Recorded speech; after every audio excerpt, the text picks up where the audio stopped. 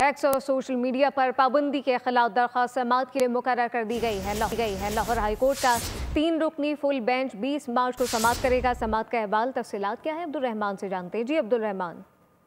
जी बिल्कुल, एक्स और social media पर पाबंदी के खिलाफ दायर दरख्वास्तें समाअत के लिए मुकर्रर हो गई हैं।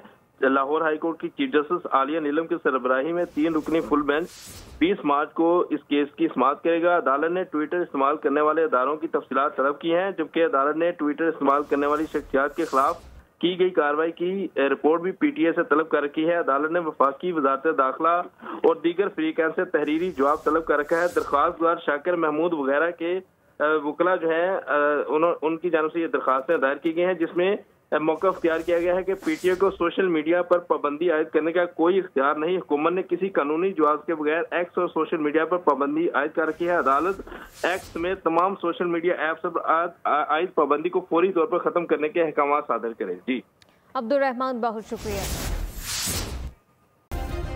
सब्सक्राइब करें और बेल दबाएं ताकि कोई खबर रह न जाए।